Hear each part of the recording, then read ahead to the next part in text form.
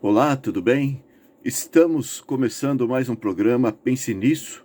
O meu nome é Irineu Martins e quero agradecer você, é uma honra ter você aí para nos acompanhar no nosso canal. Esse programa de hoje, na verdade, eu gostaria de dar uma satisfação, principalmente para você que sempre nos acompanha.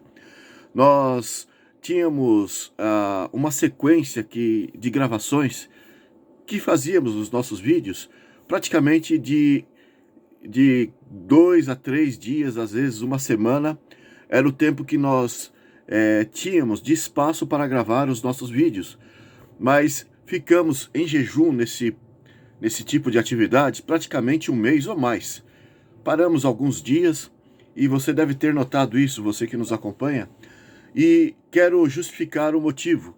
Houve uns contratempos, nós havíamos prometido dar sequência rapidamente nessas gravações, mas o contratempo impediu de cumprirmos essa promessa.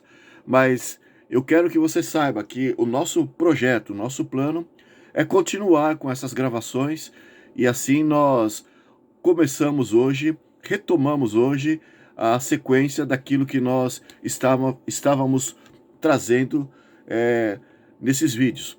O nosso programa Pense Nisso, nesta primeira etapa, estamos a considerar a série que tem como título O Conflito Cósmico entre o Bem e o Mal.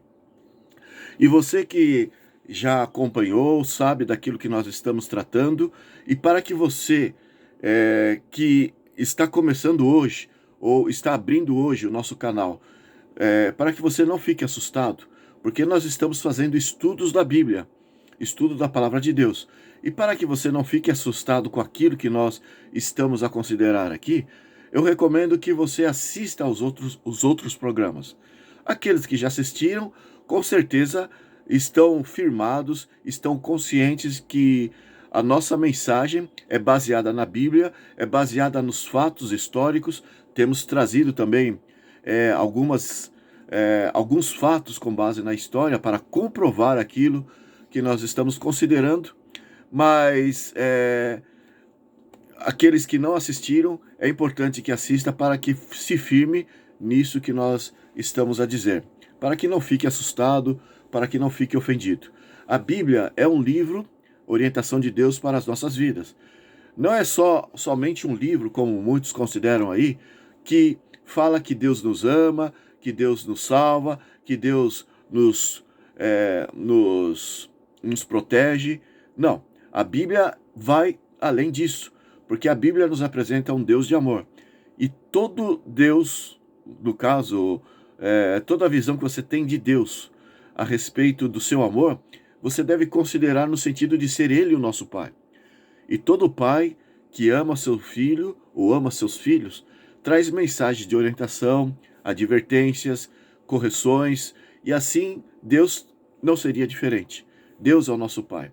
E nós temos considerado isso desde o primeiro encontro, do primeiro episódio, as nossas gravações aqui, e dando sequência, nós precisamos mostrar, né, aquilo que Deus está querendo abrir os nossos olhos. Ele descortina o invisível para revelar para nós aonde o inimigo atua. Como que Satanás está atuando para levar as pessoas à perdição. Tudo isso nós temos analisado aí e comprovado, e fique à vontade para assistir os nossos vídeos. Com certeza você sairá muito esclarecido daquilo que nós vamos dar continuidade aqui. Bem, nós havíamos dito que lá do Apocalipse, no capítulo 13, a besta que sobe do mar, a partir do verso 1 até o versículo 10, trata-se do papado. Assista no outro vídeo lá que você vai confirmar isso.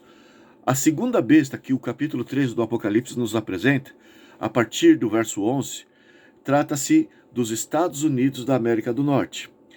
E, de acordo com as informações que nós tiramos neste capítulo 13, e também em outros textos da Bíblia ali, principalmente também no Apocalipse, este poder, que é os Estados Unidos da América do Norte, cresceu justamente para auxiliar a primeira besta, que é o papado, a besta que sobe do mar, para auxiliar a besta depois que ela recebesse uma ferida mortal.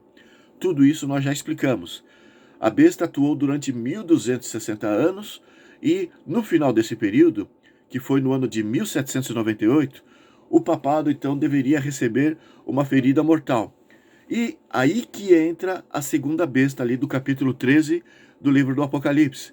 Esta segunda besta, que é os Estados Unidos da América, se levantaria com um propósito especial de reerguer o papado, recuperar o papado naquela ferida que ele havia recebido.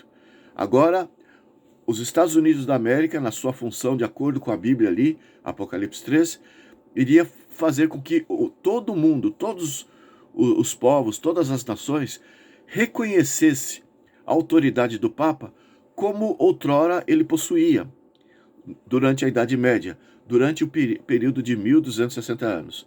E nós temos então provado todas essas coisas. Recorra aos vídeos anteriores e estou insistindo nisso porque é muito importante você estar bem firmado nesta verdade. Vamos ver aqui, estou com a Bíblia como das outras vezes. Vamos ver aqui Apocalipse capítulo 13. O capítulo 13, o verso 3. Já consideramos esse texto nos outros estudos, né? Agora, só para lembrar aqui, diz assim a respeito do papado no fim do período de 1260 anos predito na profecia. Diz assim: então vi uma das suas cabeças como golpeada de morte.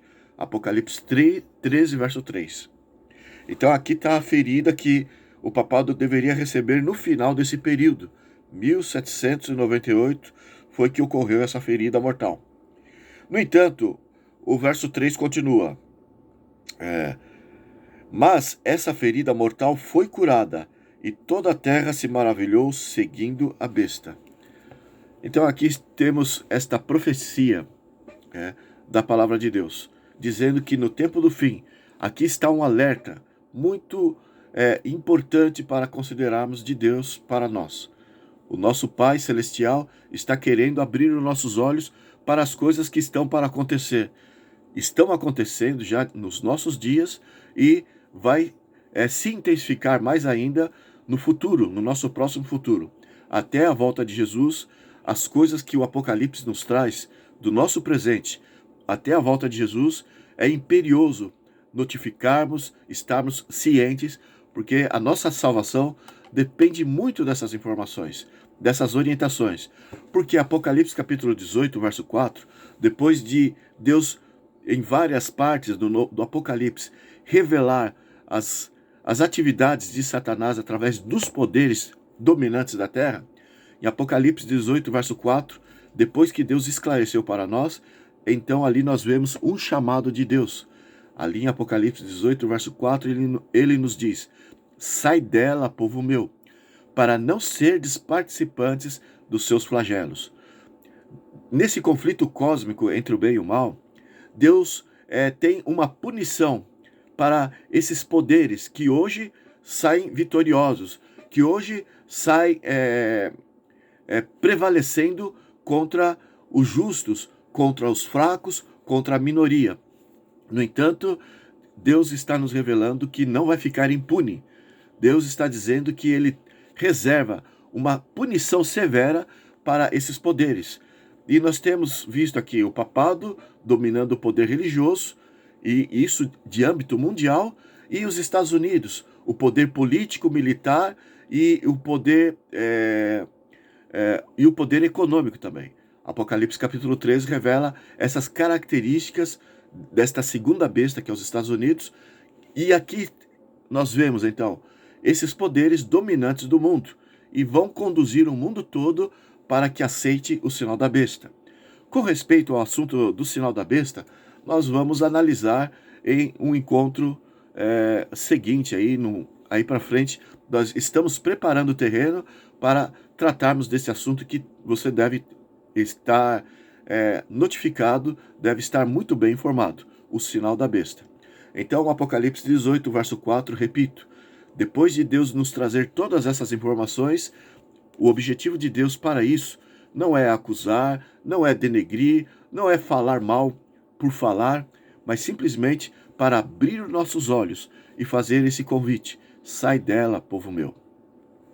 Bem, vamos então dar continuidade àquilo que nós já havíamos falado no encontro anterior lá, até o último encontro que fizemos, o último vídeo.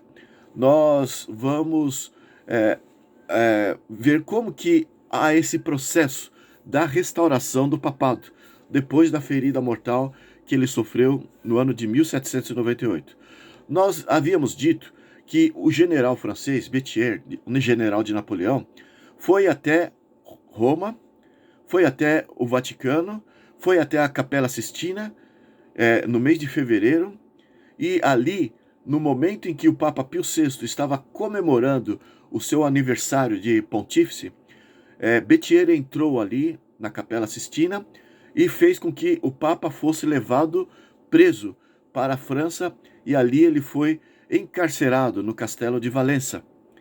E nessa situação, então, o Papa é tido aqui tendo cumprido o período de 1260 anos, a começar do ano 538, desde que o imperador Justiniano havia conferido autoridade ao papado, autoridade religiosa e autoridade civil, no ano 538. Então, durante 1260 anos, o Papa exerceu domínio sobre as nações, domínio religioso e político. Mas, nesta ocasião, no ano de 1798, Béthier foi levado, o general Béthier levou o Papa Pio VI para o castelo, ali para Valença, né? E aprisionou ali o papado, e ele perdeu então o seu prestígio. Não o ato de ter lançado o Papa numa prisão é que fez com que o Papa recebesse a ferida, mas as ideias que a Revolução Francesa, antes desse período, né? A ideia é que a Revolução Francesa fez com que se espalhasse na Europa. A ideia do iluminismo, da razão, a ideia dos conceitos racionais do homem. Tanto é que na Revolução Francesa, para jogar a religião por terra, naquele momento em que estava acontecendo a Revolução, eles nomearam uma prostituta como sendo a deusa da razão, e levaram essa prostituta até a igreja de Notre Dame, e entronizaram ela ali como sendo a razão do homem, símbolo da razão do homem. Fizeram um amontoado de Bíblia na praça pública em Paris, e atearam fogo nas Bíblias. E ali eles estavam sepultando a religião. Mas aquilo, na verdade, era só uma resposta a todas as atrocidades que a Igreja Católica havia cometido ao longo dos séculos. E agora eles haviam voltado as costas contra tudo que diz respeito à religião, graças ao mau exemplo, às atitudes cruéis demonstradas pela Igreja Católica durante os períodos passados. Agora, então, a mensagem contra a religião e a favor da razão humana havia se espalhado por toda a Europa. E é justamente isso que foi o motivo da ferida mortal. Nenhum governo, nenhuma nação, diante daquela situação do papado, fez alguma coisa para ajudar o Papa a sair daquela situação. O Papa ficou ali sem prestígio, sem reconhecimento, como outrora ele gozava. É nesse sentido que fala a ferida mortal, conforme nós lemos aqui em Apocalipse 13, verso 3. Ainda sobre esta situação, confirmando como seria, a Bíblia até entra em detalhes dizendo como que o papado seria ferido. Apocalipse 13, verso 10 diz assim: se alguém leva para cativeiro vai. E se alguém matar a espada, necessário é que seja morto a espada. Então aqui está descrevendo Deus para discriminar para nós, para nos ajudar realmente a confirmarmos a história, a situação aqui predita na Bíblia. Deus está dizendo que tudo aquilo que o Papa fez, ele levava em cativeiro, ele aprisionava, ele matava a espada, fazendo uso da sua autoridade sobre o poder civil. Então, tudo que ele fez no passado então aquilo foi retomado para ele. A lei da causa e efeito. Então, aquilo que ele plantou, agora ele semeou no fim da Revolução Francesa, no mês de fevereiro de 1798. Mas o que eu quero dizer com isso? Que as nações, então, tiraram a autoridade do Papa, tiraram o respeito que outrora possuía pelo Papa. Mas você deve entender que a igreja continuou ativa. A Igreja Católica não sofreu a ferida. Quem sofreu a ferida foi o papado. Com respeito à situação do Papa, você deve entender que o Papa continuou a existir também. Depois de Pio VI, que morreu lá no Castelo de Valença, no ano de 1799, um ano depois que ele foi levado cativo ali, foi aprisionado, quem sucedeu o trono do Vaticano ali foi o Papa Pio VII. E vieram outros papas.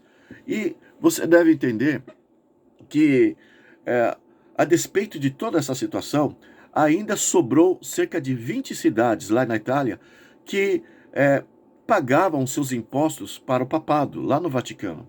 Eles pagavam seus impostos e assim o papado continuou a se manter. Ele tinha as suas provisões ali, mas já de forma muito, mas muito limitada. Porque outrora todas as nações, os reis e todos os seus governos pagavam impostos ao papado. Mas agora sobrou apenas, depois do aprisionamento de Pio VI, sobrou apenas 20 cidades da Itália que davam impostos e dava para manter ali o Vaticano, mas sem autoridade, sem reconhecimento na Europa.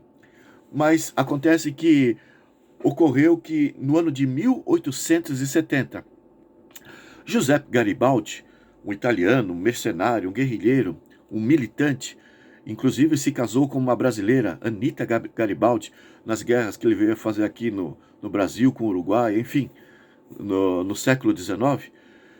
Então, Giuseppe Garibaldi, ele unificou a Itália. E nessa unificação, no ano de 1870, o Papa, então, de fato, aí sim ele perdeu toda o seu reconhecimento, ou seja, todos os seus meios de subsistência, porque ele foi proibido ele receber impostos.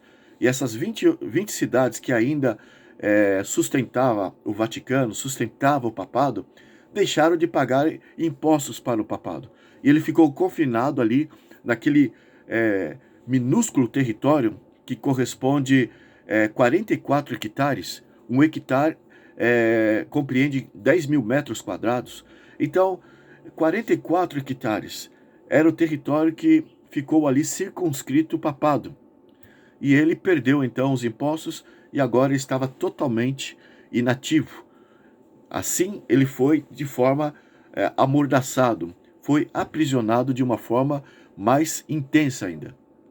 Isso ocorreu no ano de 1870, pelas mãos de Giuseppe Garibaldi. Bem, enquanto isso, deixemos um pouco ali o velho mundo de lado, vamos atravessar o Atlântico e vir para o continente americano.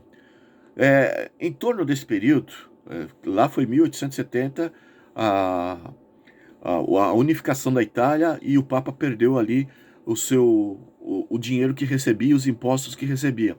Agora, lá na América, no ano de 1861, aqui nos Estados Unidos, no continente americano, o Abraham Lincoln, ele foi eleito presidente. E quando ele foi eleito presidente, ele resolveu se impor contra a instalação do Banco Central. O Banco Central é uma instituição financeira que domina a economia do país.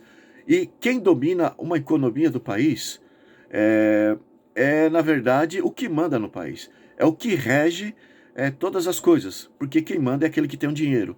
E é uma instituição privada. E, na verdade, é uma extensão do Banco Central da Inglaterra. E eu estou dizendo isso porque depois nós vamos explicar como que funciona esse sistema de banco para controlar, para dominar as nações, através do poder financeiro, através da economia.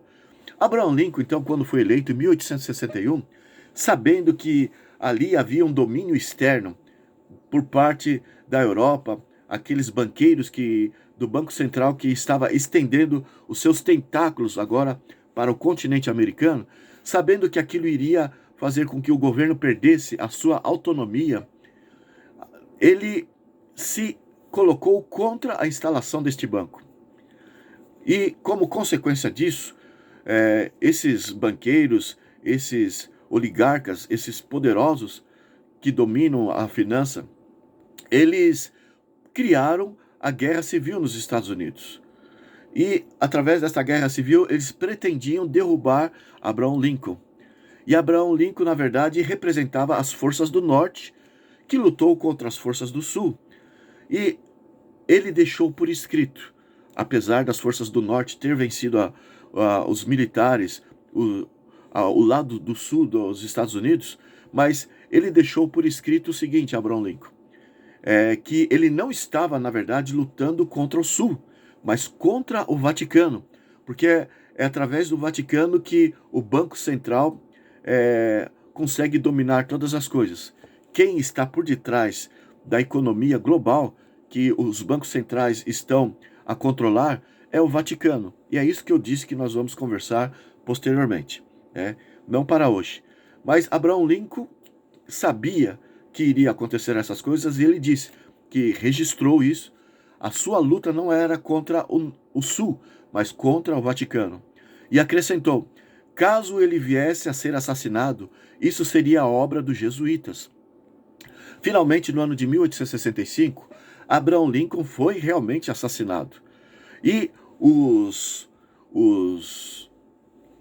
políticos, os líderes da nação norte-americana, depois de uma investigação, ao concluir realmente que assim aconteceu, foi pela obra dos jesuítas, eles cortaram a relação diplomática, que na verdade já era diminuta ali, entre Estados Unidos e o Vaticano.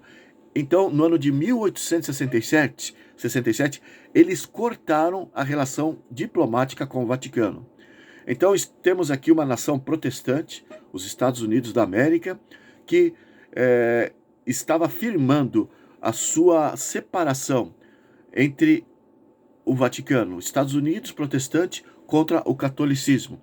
Ali, então, neste ano de 1867, firmou um abismo de separação entre a América e o Vaticano, protestantismo e catolicismo.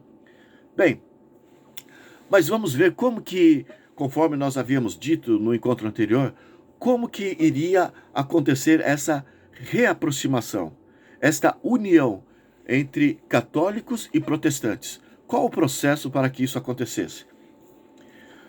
Bem, lá na Itália, no ano de 1929, Benito Mussolini, o fascista Benito Mussolini, junto com o cardeal Gaspar, eles fizeram acordos, assinaram 3 documentos para recuperar a autonomia, a autoridade do Sumo Pontífice de Roma, que na época era Pio XII.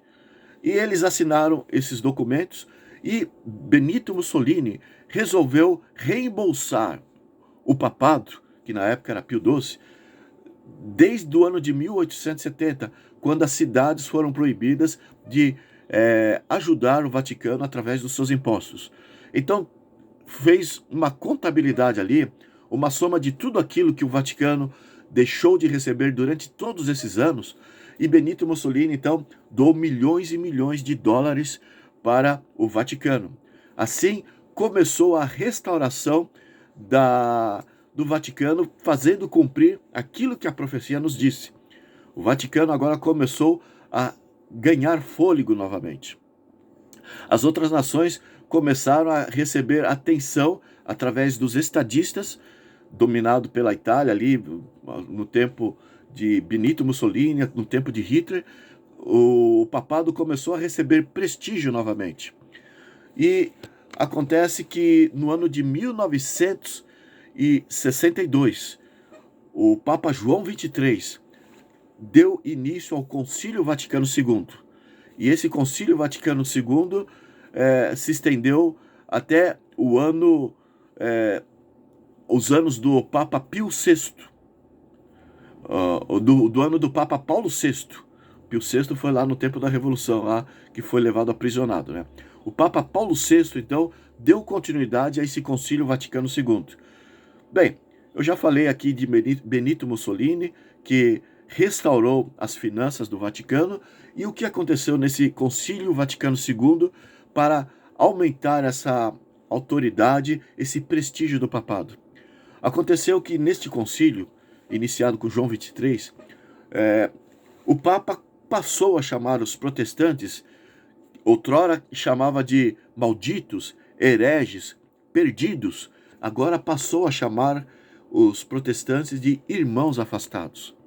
Então aqui nós estamos presenciando um jogo político, um jogo de reconciliação do papado, como se ele tivesse mudado a sua atmosfera de relação contra os protestantes, como se aquilo fosse real. Então aquilo na verdade foi uma encenação, um teatro para fazer com que ele reconquistasse o seu poder novamente. E começou através desse concílio. Ele ganhou a simpatia dos protestantes, tanto da Europa como principalmente dos americanos aqui, do continente americano. E como consequência disso, no ano de 1975, em 65, o Papa Paulo VI, ele foi até os Estados Unidos. Ele foi recebido ali pelo presidente Lyndon Johnson, e ele foi, na verdade, falar contra a guerra do Vietnã. E ali ele falou na Assembleia Geral da ONU, mas ele ficou ali restrito, numa suíte, de uma forma muito reservada, mas ele já foi ouvido pelos líderes americanos, foi prestigiado por ele e pelos americanos, né? E nós estamos vendo ali uma aproximação mais íntima. Um líder católico, o Papa, já falando da Assembleia Geral da ONU lá em Nova York, para líderes do governo americano. Mas as coisas se aproximaram mais ainda, ficaram mais intensa essa aproximação. No ano de 1979, o Papa João Paulo II foi até os Estados Unidos, e ali próximo da ilha de Manhattan tem a Avenida Brooklyn, e ali ele passou por aquela avenida, e nunca na história houve a maior parada de papel picado da história até então, ocorreu naquele momento, pela passagem do Papa João Paulo II por ali. E ele falou naquela ocasião, quando foi aos Estados Unidos pela primeira vez, em 1979, ele falou no Yankee Stadium para 80 mil pessoas, a maioria protestantes. As filhas de pastores gritavam: I love you, John Paul, I love you, John Paul. E alguns pastores protestantes denominaram aquilo como sendo a parousia do anticristo, ou seja, a vinda do anticristo. No entanto, muitos outros pastores evangélicos, denominados protestantes, outros nominalmente protestantes, né? Muitos deles se inclinaram perante a simpatia de João Paulo II. E saiu na capa da manchete da época a imagem do Papa e todas as pessoas aclamando ele, e estava escrito: o Papa conquista a América. O que nós vemos nessa manchete tão antiga? Nós vemos o cumprimento da profecia. A besta que recebeu a ferida mortal, que foi rejeitada pelos protestantes e por todos os países, agora começou a restaurar a ferida, começou a restaurar a sua imagem perante o mundo. E aconteceu isso no tempo ali de João Paulo II.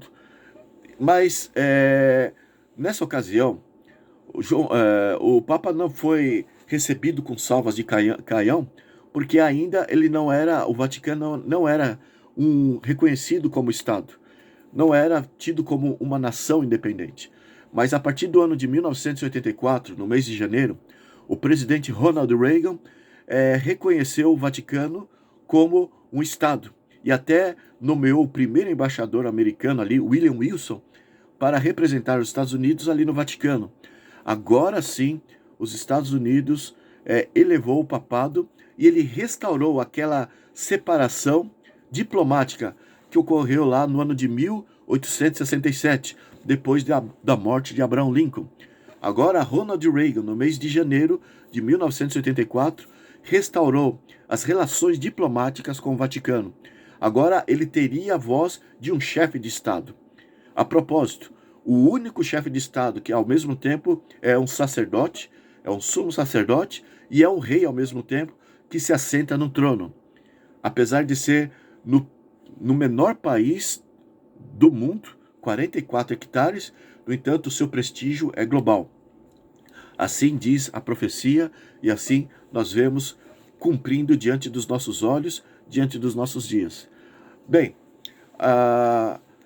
o papado, então, ele foi 7 vezes, João Paulo II foi 7 vezes nos Estados Unidos. E todas as vezes ele foi prestigiado, foi honrado. Em uma das ocasiões, Ronald Reagan chegou a dizer que ele estava pronto, os Estados Unidos estava pronto para fazer cumprir os propósitos do Vaticano, os propósitos do Papa, e eles correram juntos, Estados Unidos, Ronald Reagan e o João Paulo II, correram juntos, de mãos dadas, para que houvesse a queda do comunismo na Rússia, na ex-União Socialista Soviética. E através do trabalho deles é que caiu a cortina de ferro e acabou o comunismo ali, finalmente no ano de 1991. Bem, agora, então, depois da morte de João Paulo II ele morreu e nunca na história houve um Papa que foi receber prestígio num funeral, assim, uma homenagem de presidentes protestantes dos Estados Unidos. Quando morreu João Paulo II, em 2005, 3 presidentes norte-americanos foram homenagear ele ali no seu velório, no seu cerimonial ali. E esses presidentes é George Bush pai, George Bush filho, o ex-presidente Bill Clinton e Jimmy Carter. Ele intentou ir para homenagear ali João Paulo II, mas houve uns contratempos. Na verdade, era para ser 4 presidentes norte-americanos. Assim nós vemos como que ele recebeu prestígio ali, restaurando as relações para que os Estados Unidos, a segunda besta, descrita em Apocalipse 13, possa revigorar, ressuscitar o papado novamente. No ano de 2007, o presidente George Bush, ele foi até o Vaticano e se inclinou perante o Papa, homenageou o Papa se inclinando perante ele. Um presidente protestante fazendo uma atitude dessa, né, diante do poder católico, como nunca se esperava que aconteceria de uma nação protestante. No ano de 2008, o presidente George Bush fez uma festa especial ali na Casa Branca, convidando 9.000 pessoas com dinheiro público para comemorar o Bento XVI, o aniversário dele de 81 anos de idade. E Bento XVI foi convidado ali para ir à Casa Branca e ali ele foi homenageado com dinheiro público nas despesas de 9.000 pessoas nesta festa. Ele foi até o Vaticano e se inclinou, conforme eu disse. Depois Barack Obama também foi até o Vaticano e se inclinou perante o Papa, e ele homenageou o Papa ali. O Papa também foi até a Casa Branca, o Bento XVI, e depois Barack Obama foi homenagear o Papa Francisco, quando ele assumiu a autoridade ali no Vaticano. E no ano de 2015, o Papa Francisco não só visitou a Casa Branca, como ele falou no Congresso dos Estados Unidos, como chefe de Estado. Foi aplaudido pelos 2 partidos. Ele foi aplaudido a cada frase assim de efeito. Os 2 partidos se colocavam em pé e aplaudiam, o republicano e os republicanos e os democratas. Assim, o prestígio do Papa foi crescendo mais e mais. E nessa ocasião, em 2015, ali, ele também falou na sede da ONU, lá em Nova York. Falou para todos os representantes da nação. E todos, conforme eu já havia dito nos encontros anteriores, todos se comprometeram a seguir aquilo que o Papa estava delegando ali nas suas palavras, nas suas instruções. Eu tenho aqui um caderno que eu anotei algumas partes desse processo da restauração do papado, e eu gostaria de ler alguns documentos antigos, né, para que você ficasse inteirado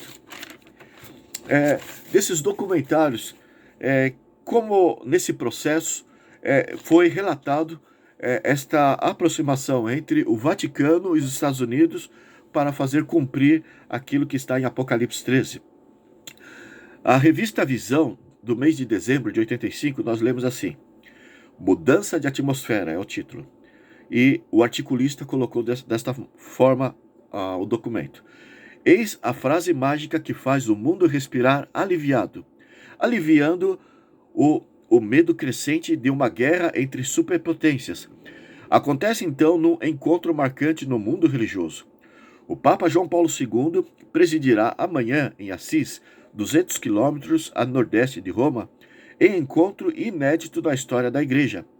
Mais de 150 líderes das 12 grandes religiões do mundo participarão do Dia Mundial da Oração pela Paz, uma iniciativa anunciada pelo Papa em janeiro para coincidir com o Ano Internacional da Paz das Nações Unidas. Então, o Papa começou a receber prestígio com os políticos protestantes dos Estados Unidos e com os religiosos das demais religiões do Oriente e do Extremo Oriente, religiões pagãs e a religião judaica e a religião islâmica, que são duas religiões monoteístas, assim como o cristianismo. E aqui nós estamos vendo esse prestígio no âmbito político e religioso que realmente, depois do Concílio Vaticano II, começou a ganhar corpo, principalmente na gestão do João Paulo II.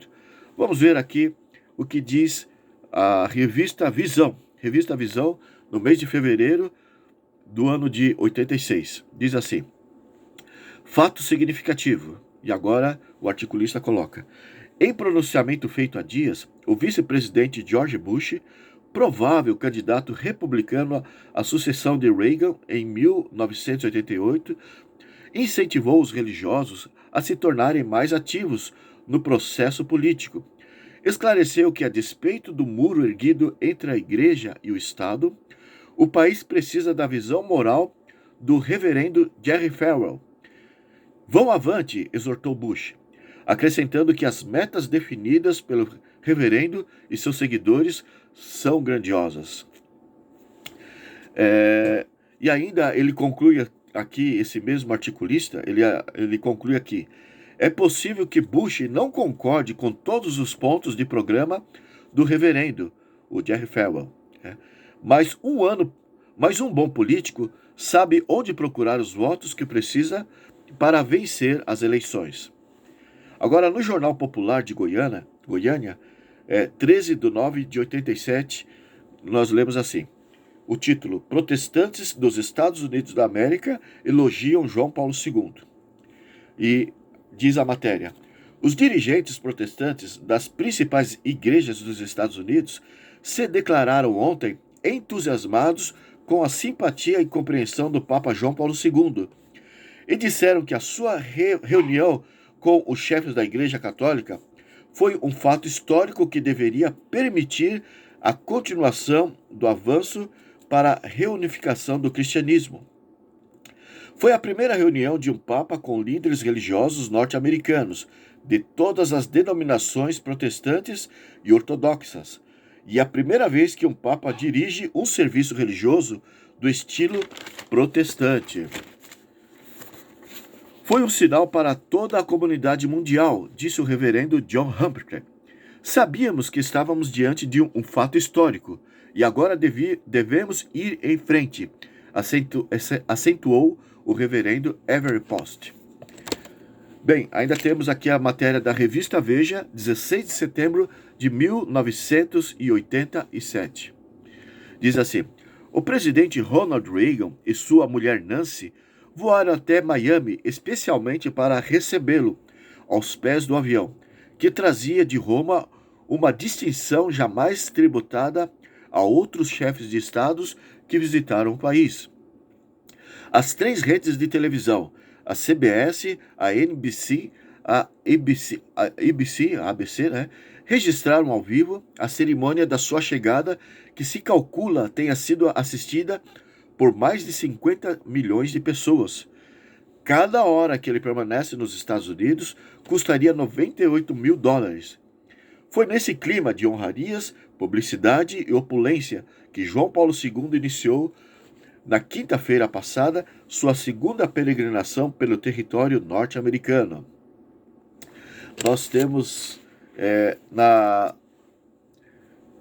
revista Manchete Especial, outubro de 91, diz assim: é tão surpreendente quanto a sua eleição tem sido o apoio do papado, a começar pelo fato de João Paulo II decidiu-se desde o começo a correr o mundo católico, prestigiando a Igreja através de todos os continentes e todas as fronteiras.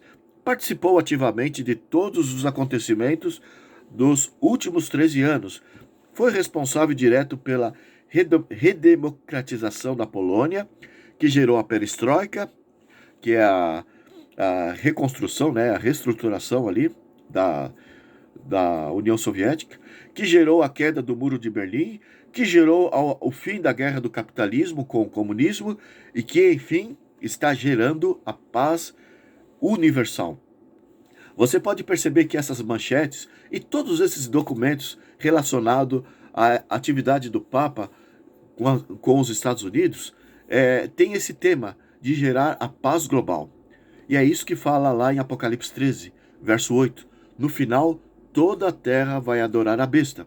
E o papado está cumprindo fielmente todas as palavras da profecia. Ainda a revista Isto É, do mês de dezembro, do dia 12 de junho, quer dizer, dia 12 de junho de 1991. Diz assim: a iniciativa deve agora partir do polonês Karol Wojtyła, que é o João Paulo II. E o que tudo indica, nem mesmo as figuras mais poderosas do Vaticano estão preocupadas em esconder a nova estratégia papal. Acelerar o fim dos regimes comunistas, por exemplo, era a primeira missão de João Paulo II, o projeto que ele mesmo definiu como sendo a segunda evangelização da Europa. Segue-se tão bem que João Paulo II já parece convencido que poderá assumir um papel semelhante ao que foi exercido pela Igreja Católica na Idade Média. Então, o próprio articulista e todos os jornalistas que acompanharam toda essa peregrinação, né, de João Paulo II e se estendeu agora com Francisco, o Papa Francisco, todos eles, na verdade, eles estão citando as Escrituras. Ele até chegou a dizer aqui, eu vou repetir o que ele falou. João Paulo II já parece convencido de que poderá assumir um papel semelhante ao que foi exercido pela Igreja Católica na Idade Média. Sem querer, eles estão citando as Escrituras. Aqui ele terminou o articulista dizendo que ele estava percebendo que João Paulo II iria exercer a mesma autoridade que a Igreja Católica exerceu no passado. E quando se acompanha os noticiários, não há como fugir deste fato. É o que se percebe, o que é notório, o que é realmente o que está acontecendo, né? É visível de se perceber esse fato. Bem, acontece que nós temos aqui essas matérias antigas. E nós vemos que ainda lá no ano de 1986, Billy Graham, ele teve uma iniciativa de reunir vários religiosos protestantes em favor da paz e fez um encontro para que todos dessem a mão, um encontro ecumênico ali, Billy Graham, ali no mês de julho de 1986. Ainda naquele mesmo ano, o Papa João Paulo II, ele fez uma reunião lá em Assis, na Itália, com todos os religiosos. Enquanto Billy Graham reuniu os protestantes ali em Amsterdã, na Holanda, para fazer esse encontro ecumênico, encontro de paz entre todas as religiões, ali protestantes, João Paulo II ele reuniu religiosos, líderes religiosos de outras religiões, lá do Oriente e do Extremo Oriente, e fez também um encontro com este tema, a paz pelo mundo. E nós vimos agora, recentemente, aí, o Papa Francisco, ali em Abu Dhabi, na capital dos Emirados Árabes, fez com que, desde o ano de 2019, ele fez acordos com os muçulmanos ali, para que em Abu Dhabi construísse, a capital dos Emirados Árabes, construísse a casa da família abraâmica. Se você não sabe ainda disso, pesquise aí na internet que você vai ver a casa da família abraâmica. No que consiste essa casa da família abraâmica? 3 prédios, uma mesquita, uma sinagoga e uma igreja. Então, essas 3 religiões monoteístas, que são descendentes de Abraão, né? Os judeus vieram da família de Abraão, por parte de Isaac. O Islã também vieram da família de Abraão, por parte do filho de Abraão, né? Ismael.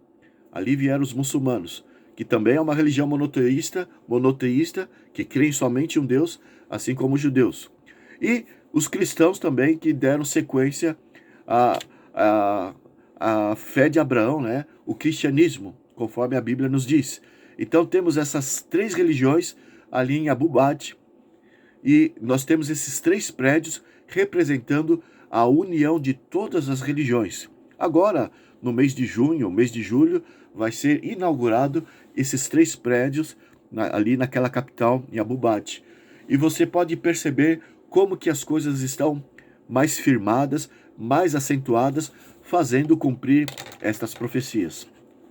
Nos próximos encontros, a partir do próximo encontro, nós vamos começar a explicar por que os Estados Unidos é tido como uma força que está fazendo cumprir este papel a comando de Satanás. Porque lá em Apocalipse 13, verso 11, vamos ler aqui, Apocalipse 13, verso 11, falando dos Estados Unidos, ali diz assim: vi ainda outra besta emergir da terra, que é os Estados Unidos. Possuía 2 chifres, parecendo cordeiro, mas falava como dragão. Então, esta descrição que a profecia nos traz sobre os Estados Unidos mostra que há uma falsidade ali. Não há uma verdadeira religiosidade cristã. Só parece o cordeiro. Só parece que fala de Cristo. Só parece ser realmente cristã, mas é só por aparência. Parece um cordeiro. E o cordeiro na Bíblia é Cristo. E Cristo é apresentado na Bíblia. E parece então que iriam estar sujeitos os governos, os governantes, os líderes da nação norte-americana, dá a entender, diante dos nossos olhos, que eles são sujeitos à autoridade de Deus, às escrituras sagradas, à Bíblia. Tanto é que, ao assumirem o poder ali, os presidentes colocam sua mão sobre a Bíblia e fazem os seus votos, as suas promessas como candidato, como sendo, ao receber a posse ali, presidencial. No entanto, tudo aquilo é uma encenação, é um teatro, porque a Bíblia está desmascarando que tudo aquilo não passa de uma imagem. Quem fala através da nação norte-americana, na verdade, é o dragão. E nós já vimos que o dragão lá em Apocalipse 12 é Satanás. Apocalipse 12, a partir do verso 7 ao verso 9. E o dragão usou o Império Romano, conforme nós já dissemos anteriormente, para dominar o mundo desde então, desde o tempo dos Césares. Perseguiu Cristo ao nascer, fez com que Cristo fosse morto, perseguiu os fiéis de Cristo e depois o Império Romano deu seguimento ao papado, que ali fala no mesmo local dos Césares, lá em Roma, e domina o mundo, dominou no passado com a mesma pretensão, com a mesma mão de ferro, com as mesmas intenções, contra aquilo que é de Deus, contra aquilo que é sagrado e pertence a Deus, as escrituras sagradas. Então, assim, o papado deu continuidade àquilo que os Césares fizeram no passado. É o mesmo dragão. E os Estados Unidos fala como dragão, porque é o mesmo poder que está fazendo com que o papado restaure o seu poder no tempo do fim. É isso que a Bíblia nos diz e nós temos tratado, e a partir dos próximos encontros nós vamos mostrar este poder escondido, este lado oculto, este lado esotérico que os Estados Unidos se formou. E por que eu vou falar isso? Para que você entenda quando falarmos sobre o sinal da besta, no que ele consiste. É imperioso você então estar muito consciente que os Estados Unidos é movido pelo anticristo, pelo próprio Satanás, né, que é inimigo declarado de Deus, e tudo vai se formar com base nessa direção, e assim a profecia da Bíblia nos vaticinou, nos orientou e nos dá o conselho para que, ao tomarmos ciência deste fato, que possamos sair de todo esse sistema, de todo este conjunto de união que está acontecendo, tanto no aspecto político, esse socialismo que está se direcionando o mundo, como também no aspecto religioso, esse ecumenismo, esta união global, política e religiosa que está acontecendo bem nos nossos dias. Estamos aqui, então, vivenciando de uma forma espetacular o cumprimento das profecias. E você deve ficar muito antenado sobre isso. Então, fique preparado para os próximos encontros. Nós vamos mostrar a origem do porquê, desmascarando o porquê que os Estados Unidos é tido como aquele que fala como dragão. De onde vem essa ideia de Deus para nos apontar os Estados Unidos desta maneira? No próximo encontro, nós vamos falar sobre isso, preparando o terreno para falar sobre o sinal da besta, o qual você não deve receber. Então, eu gostaria que você pensasse nisso, que você firme a sua atenção para estes fatos. E mais uma vez agradeço por ter estado conosco até aqui, e que Deus possa te abençoar, e até o próximo encontro. Pense nisso.